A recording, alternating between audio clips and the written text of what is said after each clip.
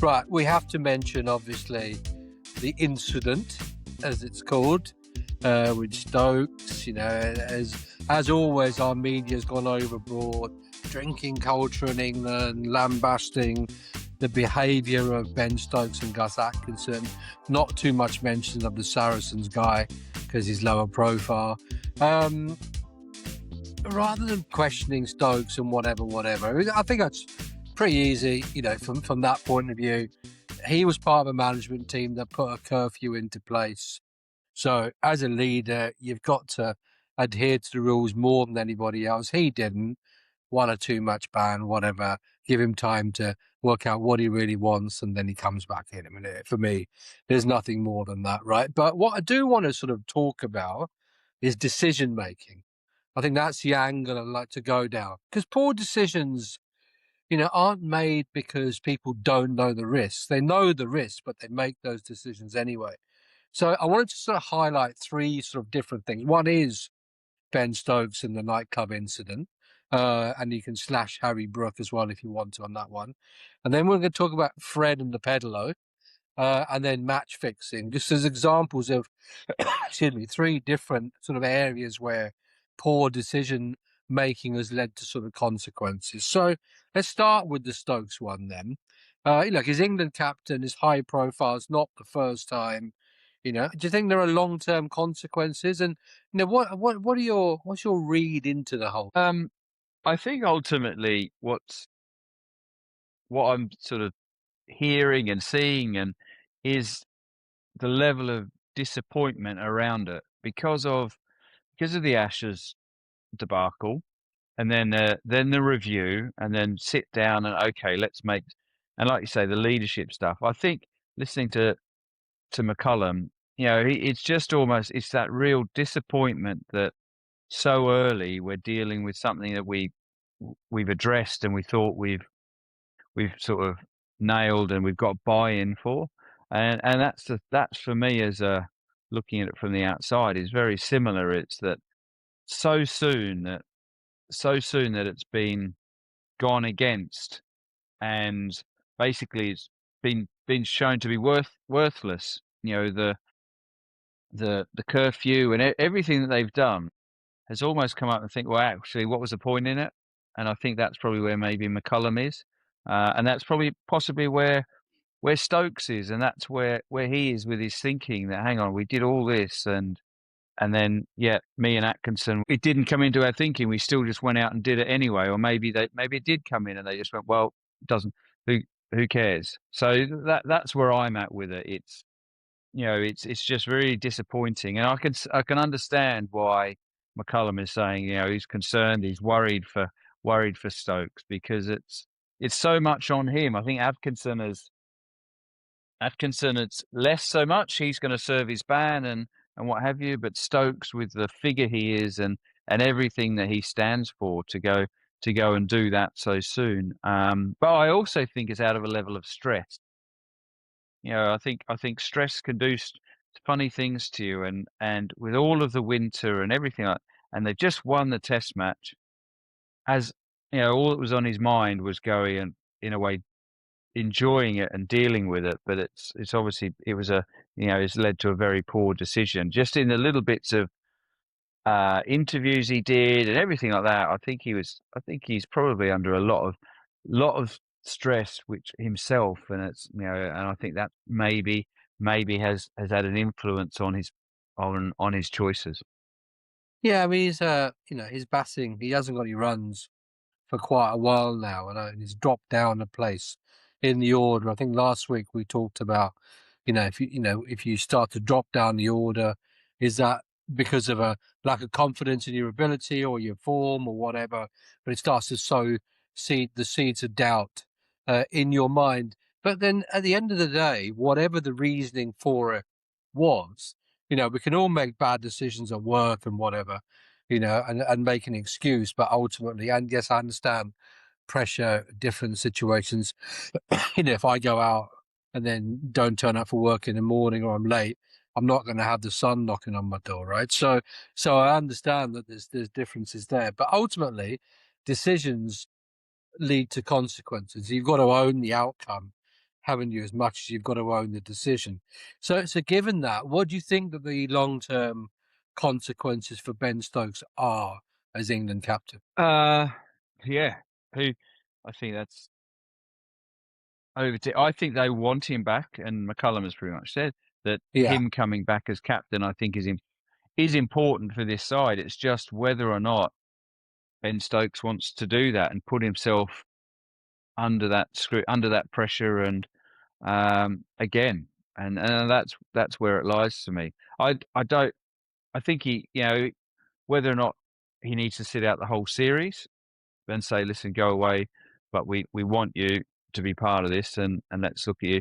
Let's give yourself a proper sit out rather than just go and you know have one match out and come back. So um, I think you possibly see him miss a few test matches just to give that chance to sort of reconcile himself, get himself right, and come back fresh. I know he's playing straight away for Durham because he's that sort of character. He'll want to keep playing. So I don't think they'll strip him of the captaincy, anything like that. I think it'll just be maybe a bit of a longer term missing from that test squad than just the one test match. But it's a interesting dilemma that the ECB and the face of from a corporate organisational perspective as well as from the playing group, if you like, because rules have been set, rules have been broken. Yes, they want to create a more of a supportive environment so that mental health is taken into account and those sort of things. But ultimately, you can't condone that because if Ben Stokes can do it, the other players can go, well, I can do it as well. I mean, what's stopping me going out? Nothing's going to happen to him. All right, I might get dropped. But forgetting all of that fact, are the ECB or is England cricket not in a strange position where ultimately Ben Stokes may not lose the captaincy by virtue of the fact there's no other captain? Well, that's when you're talking there. That's exactly what I was thinking. Is the big concern is who is going to lead this group going forward? Joe Root has had his time and he's stepping in as interim, and maybe that's a good thing for them to using Stokes as Stokes playing, but Root leaning on Stokes a bit more for that tactical nous, because that was something towards the end of Joe's tenure as captain that that the press were quite disparaging of. So, but ultimately, yes, it's like who are our leaders going forward? We've got there's a rap sheet that is growing ever longer against Yeah, this team, and so then look, the next 5 years, stability of a captain, leadership wise. Because if you go back, I was lucky. Varney, and then Straussy. We had a bit of Fred for a while, and Straussy came in. Then you had Alistair Cook, followed by Root. Well, they're good characters, and it's sort of looking at the current crop. Uh, who is that next strong character that can lead us forward? And I think that's ultimately got to be the bigger concern for the yeah, ECB. And yeah, maybe it's someone outside of this group, that they're looking at, or it's that's the hard thing for me is like who on earth is our next England captain of the cricket side? yeah. Mike Brearley-esque. Got to parachute somebody in who isn't necessarily the best player that's ever played for England, but one of the best captains and brought in for a specific purpose. You mentioned Fred. Obviously, we had the Pedalo incident back in the day, 2007 or something. Again, he was captain, I think, at the time. Alcohol played a major part. Is the environment, that pressure cooker environment, which obviously you can answer and I can't, which is why I'm asking the question. Um, that pressure cooker environment, I think, is difficult for people to appreciate. It's very easy to be a keyboard warrior and pontificate about what somebody should or shouldn't have done. Oh, I wouldn't have done that. If I turned up to my job as a forklift driver, I'd have got sacked if I didn't turn up on time, which is probably fair enough. But does the pressure that these sports people are under play a major part in the risks that are being taken, or is that just an excuse for poor behaviour? I think it definitely does have an element to it because over five consecutive days, and you could probably add the lead up to that, where you're under a stress cloud where you're preparing to try and perform, and then if you don't perform, you're being scrutinised. So let's call it a week of intense pressure that you're under, and don't forget, well, cricket's a very individual game, so you can, yes, it's a team sport, but so much spotlight is on you when you're performing, when you've got that ball in your hand, when you're batting, or as a wicketkeeper, every ball, if you miss a chance. And so, absolutely, I'd remember playing test matches and just be, you know, you would be sort of mentally exhausted, and alcohol does play a part in the way of you overcoming that and sort of winding down. Uh, and that's probably what, yeah, in terms of trying to find the right words for it, that's why people go to alcohol, because of what it can do. It can sort of help relieve that feeling, and especially if you've won, you've then gone from stress to euphoria, and you want to celebrate. So, you know, what what goes hand in hand with that generally is alcohol, and it's then your choices. So you mentioned Fred with the pedalo, and he's sort of spoken publicly about his choices as a player, and how alcohol played that, and now that's why he doesn't drink. And so, you there's poor choices. So, um, I don't think you can ban alcohol. They're talking about it and what have you, Yeah, because you have to that's not the solution, is it? individuals. No, it's not a solution, but my education around it, and Yeah, um, that's what the curfew was in place for, wasn't it? The issue is, with cricket on day 5, if you finish at 11:45, a midnight curfew is 12 hours of excess, and then it gets to 11, and people then, his judgment is severely clouded, isn't it? So. yeah, yeah. Um, yeah, so it's a really tricky one, and I think that it's one that's going forward. Is going to keep happening, not only in cricket, but other sports as well. Yeah, so I don't know. I don't know here and now what the answer is, because people set out with the right intentions, but then alcohol's a drug that alters your mind, and then if that's when that happens, you make poor choices. So I think the younger generation are drinking less anyway, so maybe naturally, it comes to whole. But I find the whole conversation. I don't want to turn this into some sort of moralistic discussion about the virtues of alcohol or whatever. I mean, I don't drink anymore, as you know, because it was just bad for me, and so therefore I stand very much on that side of the fence, if you like. But then in the same week that we've got Stokes and Atkinson being vilified in the press for that incident, you've also got people on podcasts, and it's out there, so I could name them, I'm not going to, talking about funny stories of people turning up, having been out all night and turning up and winning matches for them, right? So there's definitely it's a fine line that we tread, I think, as a society around where alcohol plays its part, and where it doesn't. But moving that on to decision making, and nothing to do with alcohol. But you mentioned that cricket's an individualistic game, is match fixing, which still goes on, right? Regardless of the fact that there's more money in the sport now, players are still susceptible to approaches by nefarious characters in different parts of the world.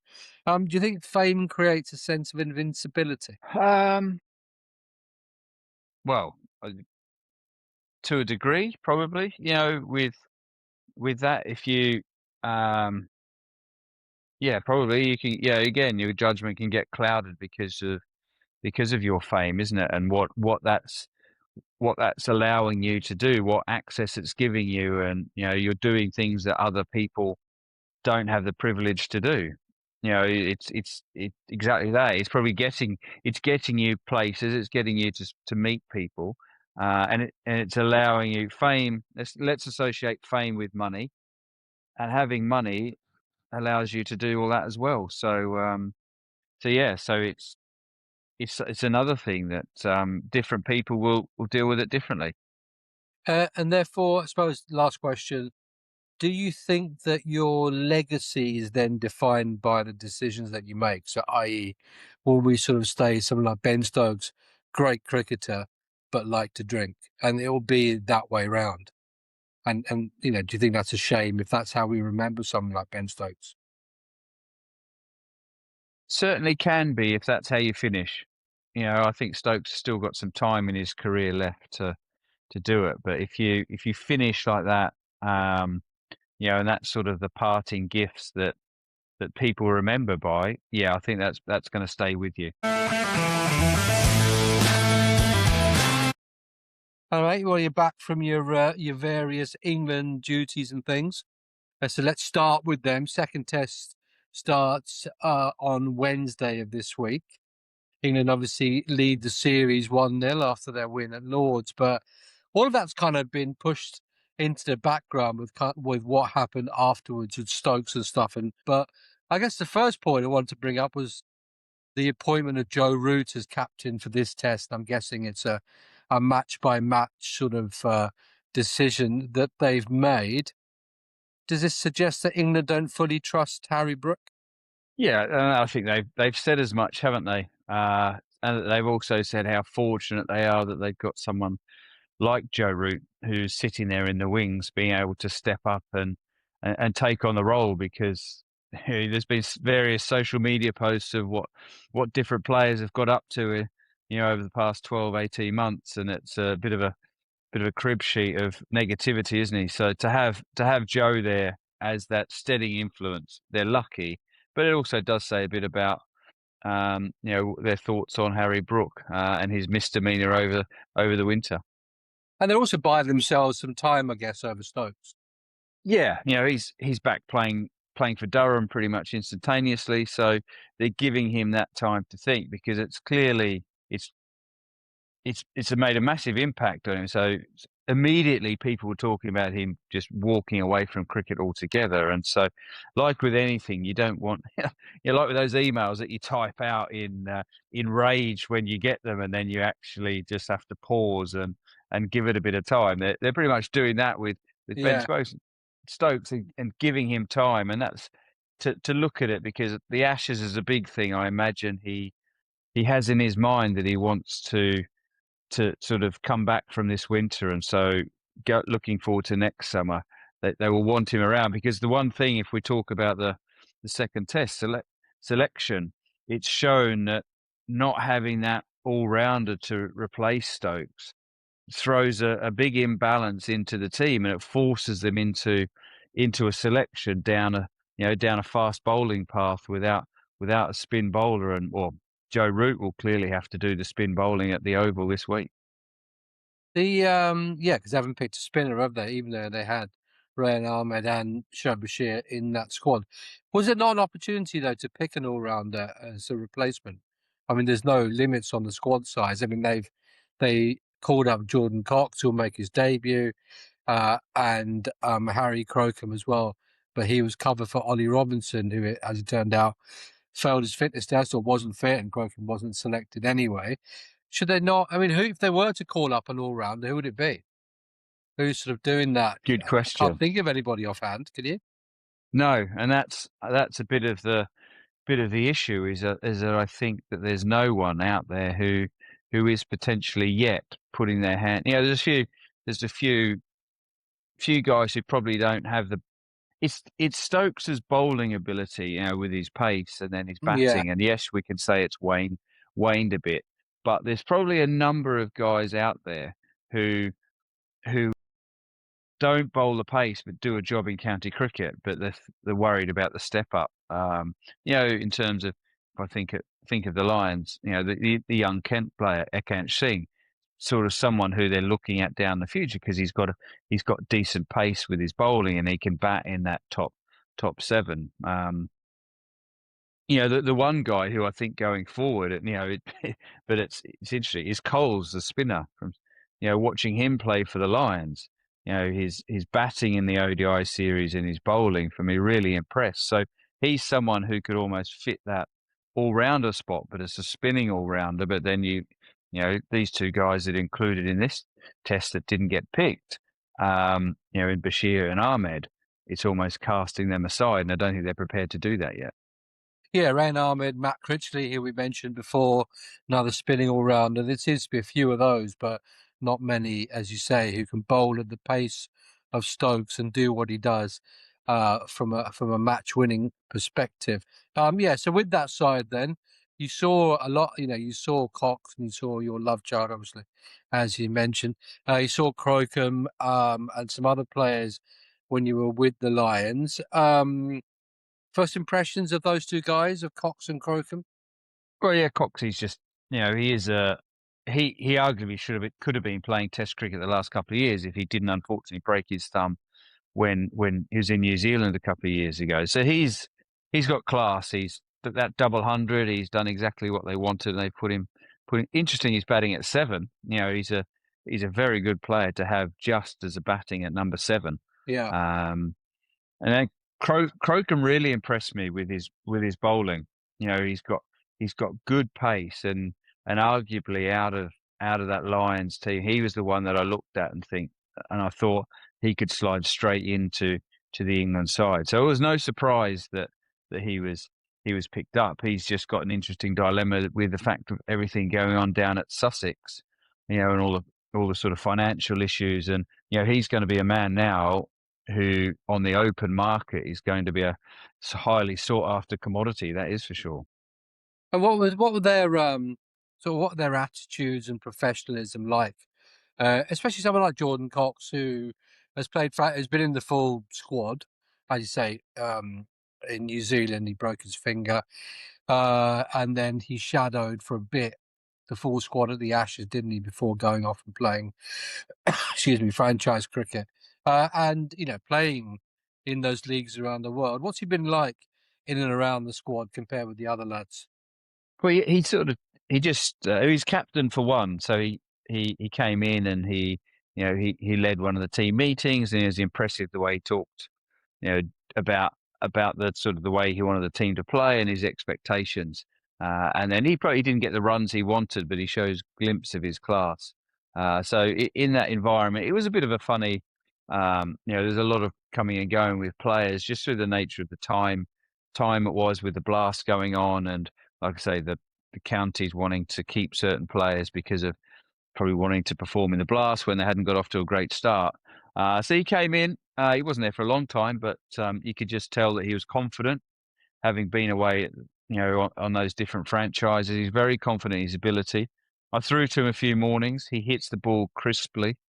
You know, that was evident to me. The way that he makes contact with the ball was a bit different to the others. And then I was really impressed by all the fast bowlers that came in for the Lions, and Crocombe especially. You know, they just go about their business. They're very clear with the way they want to prepare, what they want to do.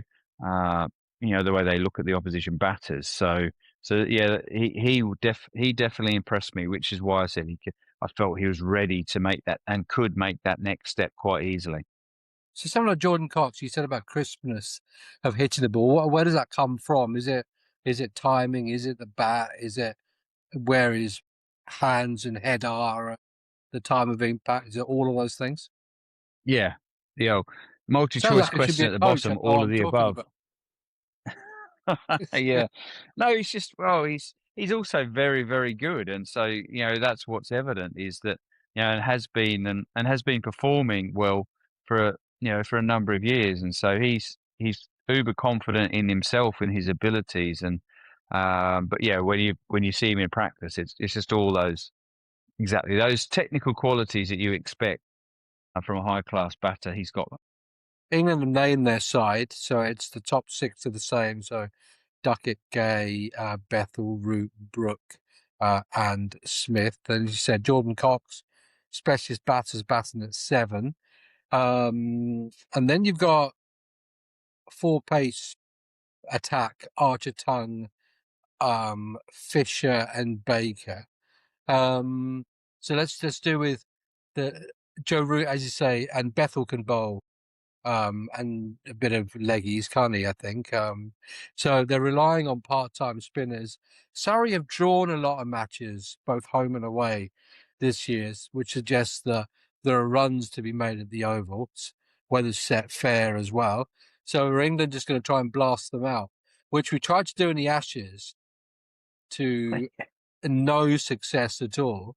And we're falling back in the same trap. We got Archer and Baker's rapid, obviously Tongue's quick, and Fisher maybe doing more of that Wokes role.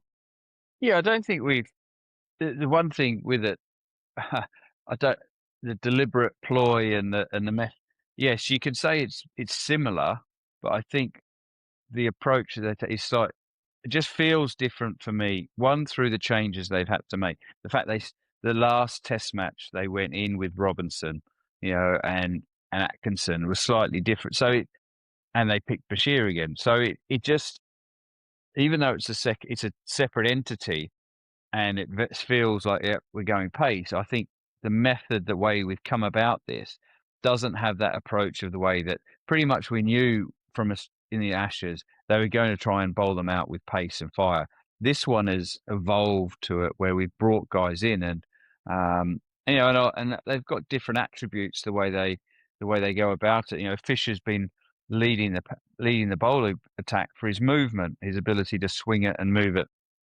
He's been the highest level of swing bowler in the county this year. So Sonny Baker's been really impressing at the start of the year. Yes, he bowls quick, but he's also been taking wickets. And then obviously Archer, with all that sort of what goings on with him coming back from the IPL, not playing the last Test. So I think it just has a different vibe.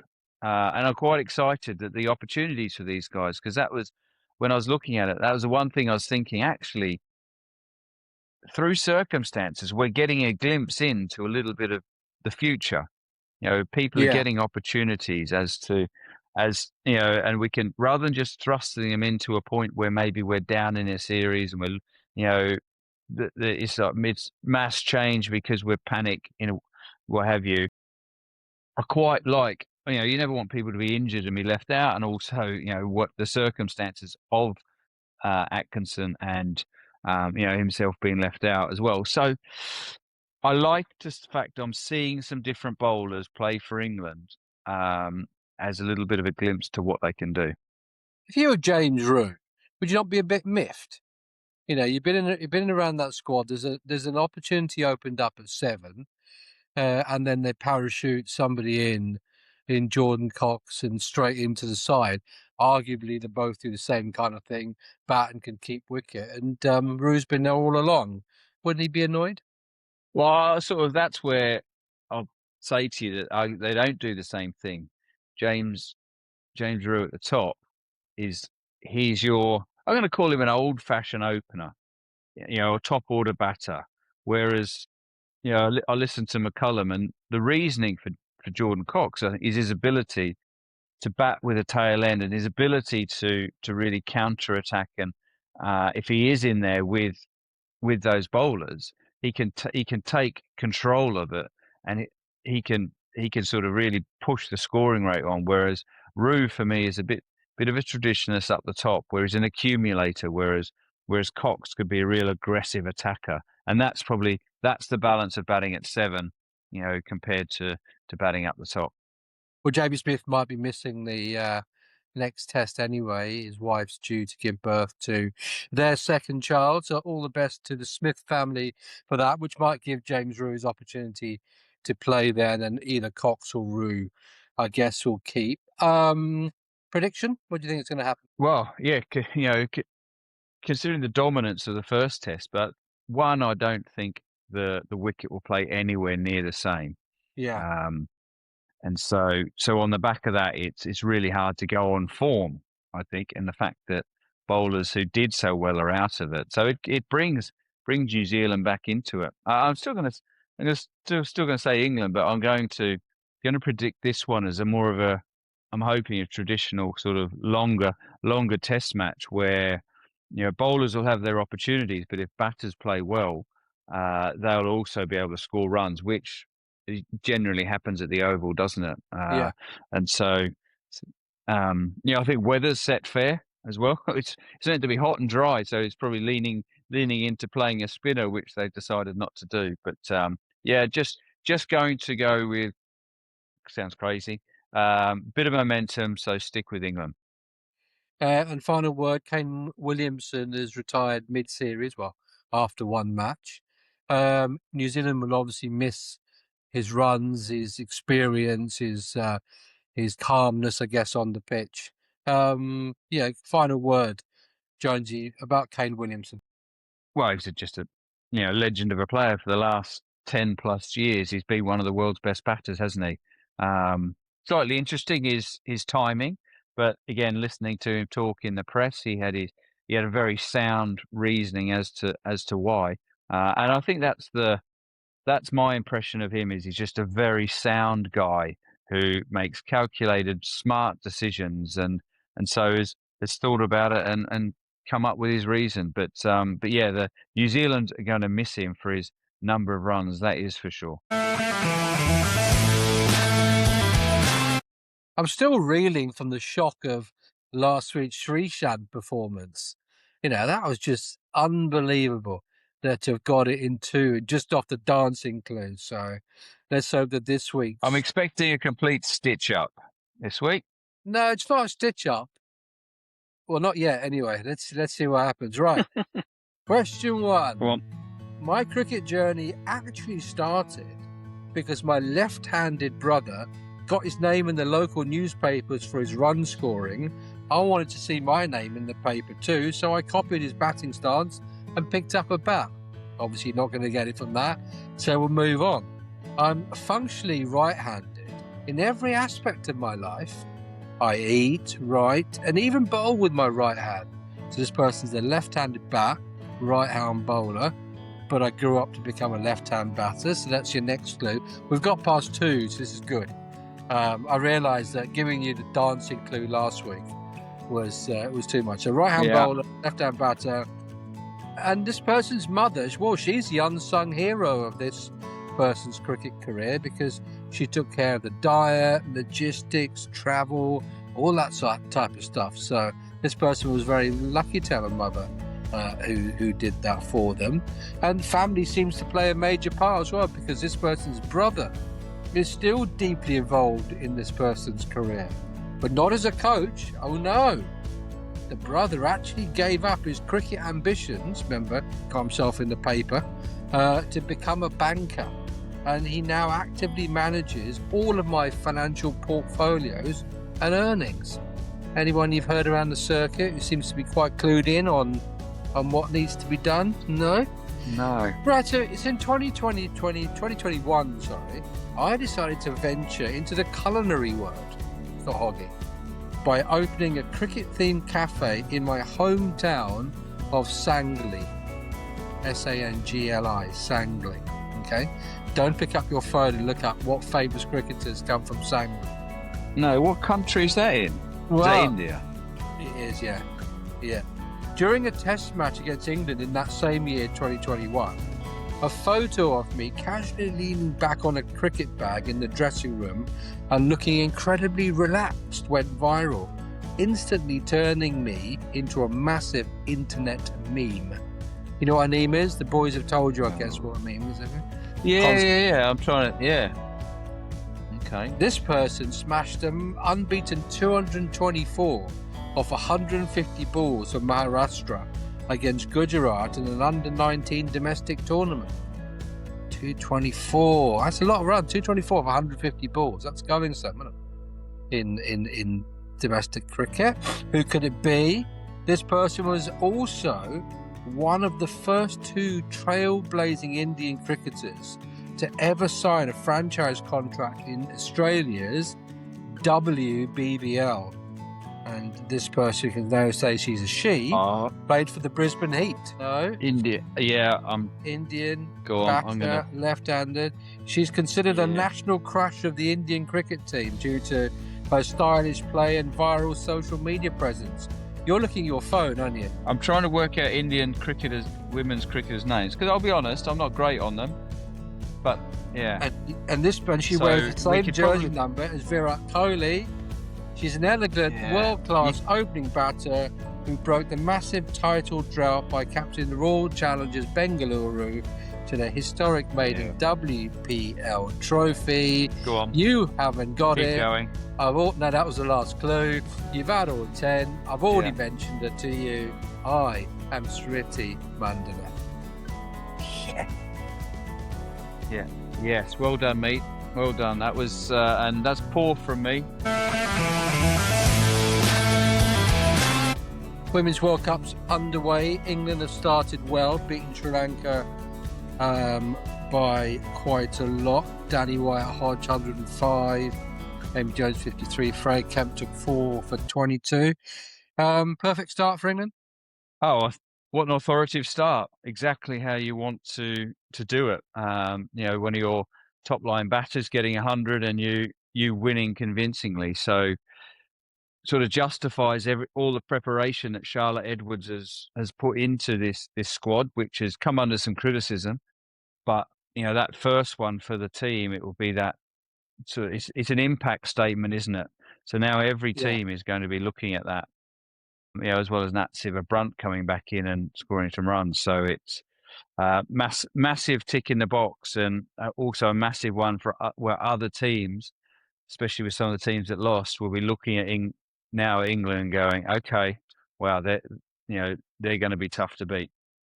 Danny Wyatt-Hodge coming back, not only her 100, but she took a brilliant catch over her shoulder running back to catch out the Sri Lankan captain Atapattu. And we talked about England's fielding, and I think that the best fielding side wins this World Cup. And they've started well. I mean, her coming back and setting that tone is a great thing for England, isn't it? Yeah, it's amazing what confidence does for that. You get your runs, and then you also the birth of a child, sort of a partner having a child.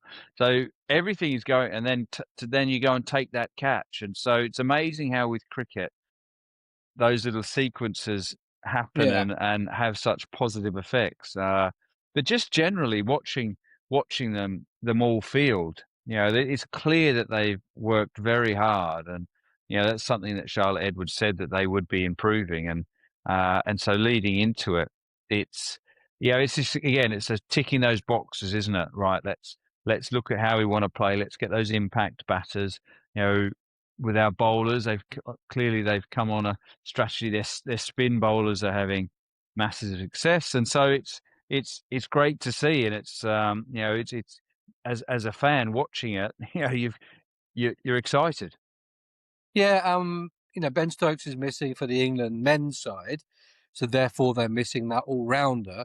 But England have got Danny Gibson and Freddie Kemp, and Freddie Kemp took 4 for 22. This tournament could be a standout time for her, couldn't it?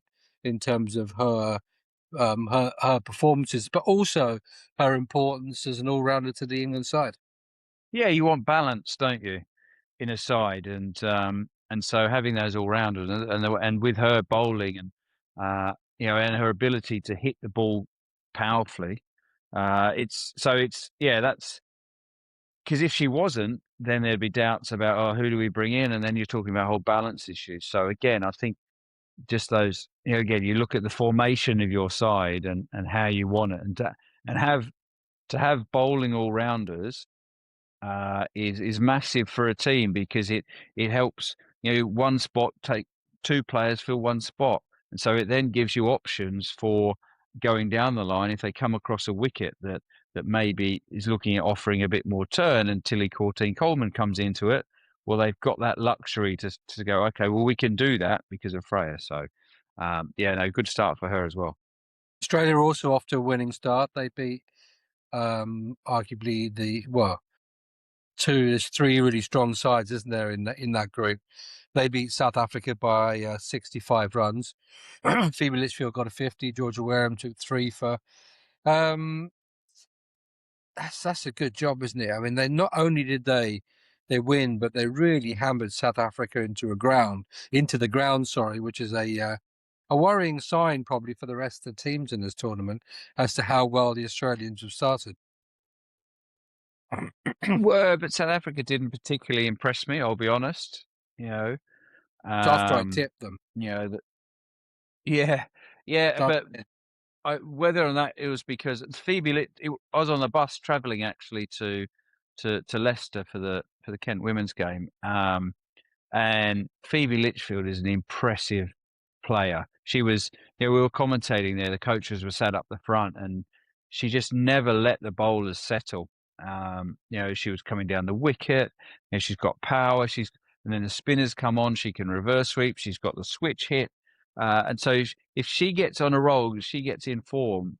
What she can do for Australia up the top. I don't. There's not many bowling attacks that will be able to keep her quiet. So that's what I saw more of it. And I just was just looked at the South African side, and they just weren't operating at the same energetic level and as Australia did. Yeah. And so as a team, other teams looking at that can come out and think we can put them under pressure here.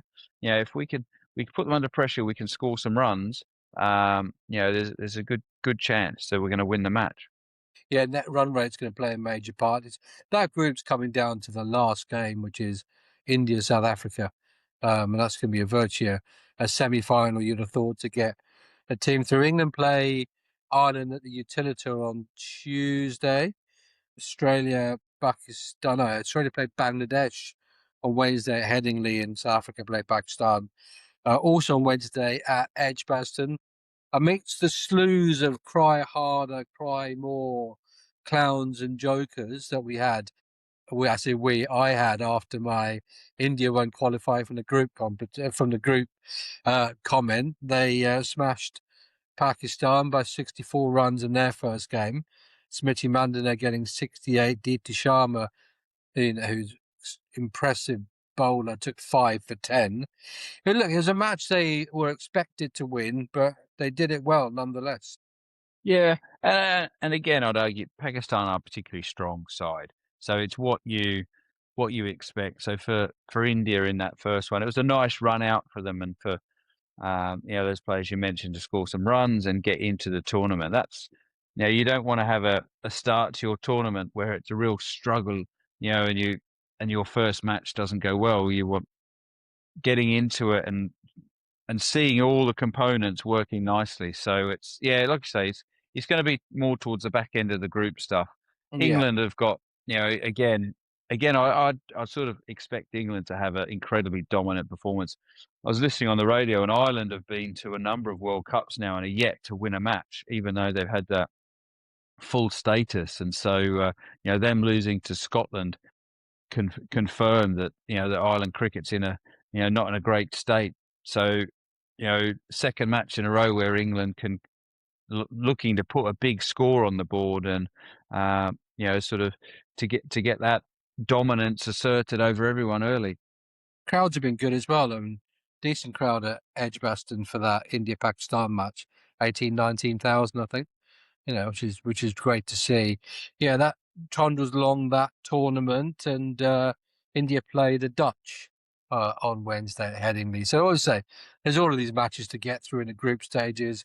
West Indies start well. They beat New Zealand actually in their first game.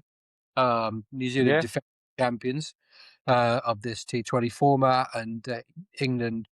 Well, West Indies knocked England out effectively in the last one. So we haven't mentioned the West Indies, but with Hayley Matthews and stuff, they're always a good side. Dangerous in T20. I say beating New Zealand first off is sort of would have sent a few rumbles around. So they're probably a sleeper to watch. West Indies, that's for sure.